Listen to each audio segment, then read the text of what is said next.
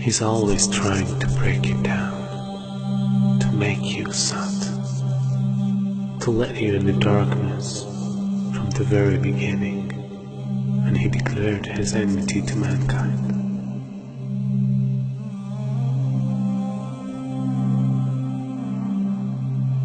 And throughout the history, he caused evil and destruction between every nation.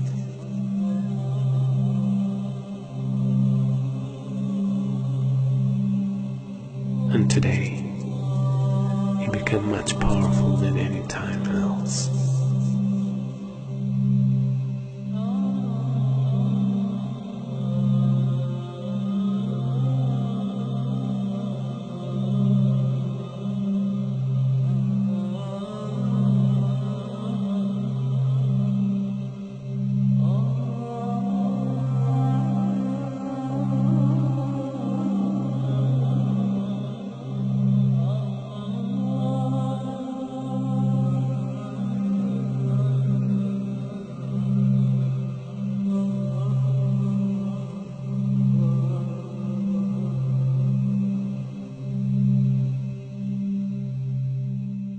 A new world order, a world where the rule of law, not the law of the jungle, governs the conduct of nations.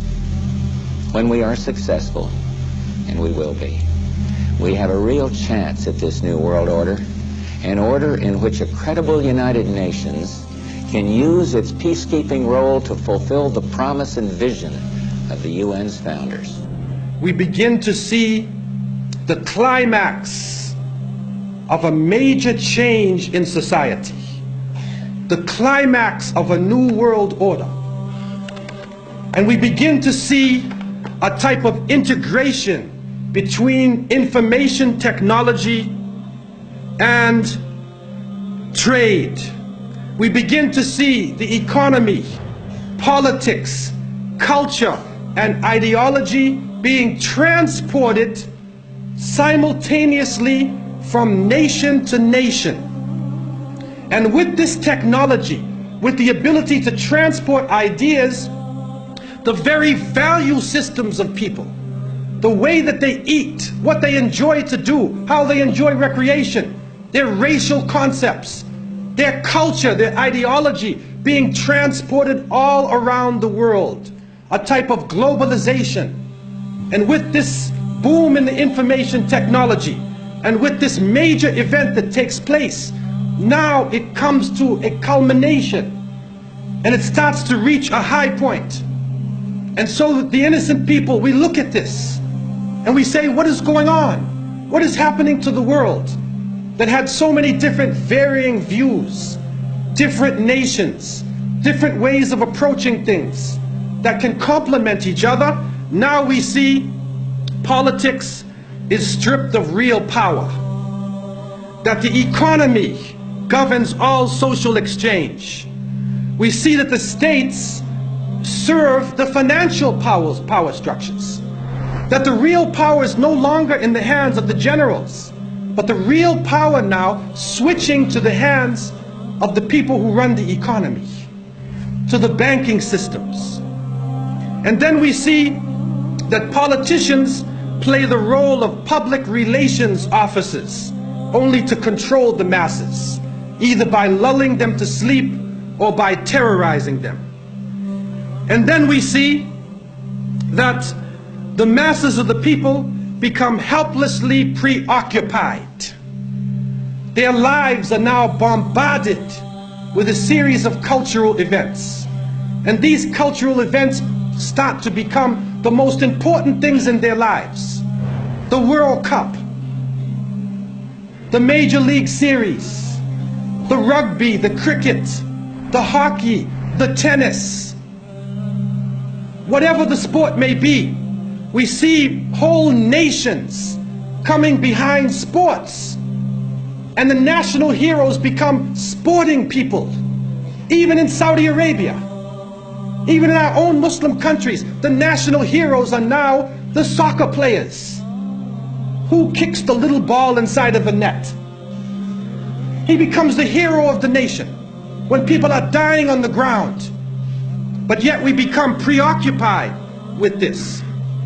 And it becomes a type of indoctrination happening to us. And with the use of powerful music playing on our emotions, with videos now being taken to the furthest extremes in the planet, people's thinking processes are changing. People are now in love with the superheroes, even confused about their own identity, trying to change themselves, change the color of their hair, change their eyes, change the way they dress, change the way they talk, on a global level. And then we see drug addiction reaching a point that humanity has never seen before. And after traveling to over 36 countries, looking at the Muslims and being with them, I have found that in all of the communities that the young people are being confused with drugs. It is pouring into our countries. No matter what form it takes, cocaine, LSD, psychedelic, depressants, put you up, put you down, confuse you, but create a false world and give you a false dependence so that you become dependent on the chemical.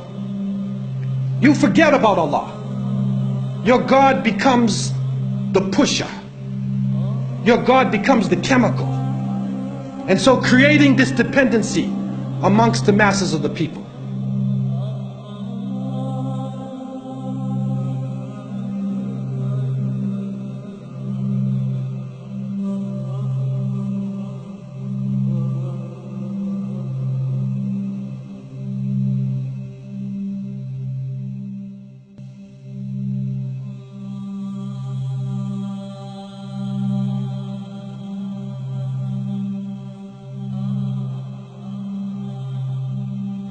This is a dollar bill, which is the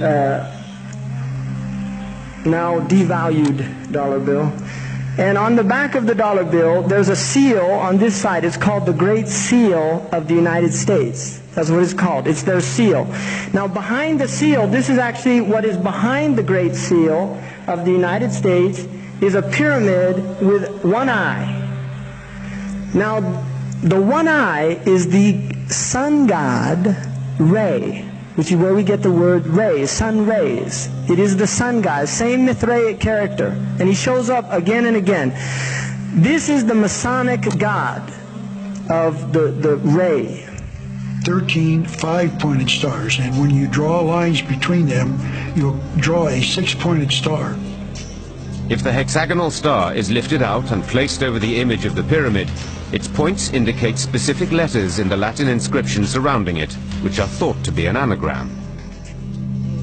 Inside the American dictionary is the word anagram, which is the intentional scrambling of the letters of a word to conceal the real word.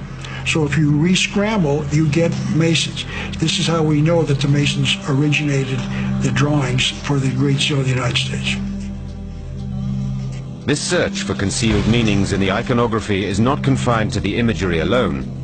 It is claimed that the number 13, the most ominous number in Western tradition, is hidden throughout the symbols on the $1 bill.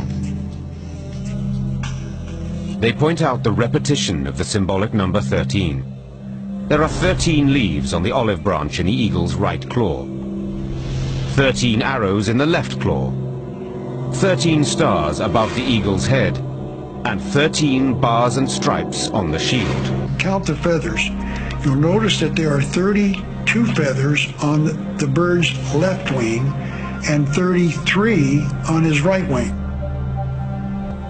This is understood to refer to the 33 degrees of masonry introduced by the Supreme Council of the Scottish Rite, America's most prominent Masonic order, whose national HQ is in Washington.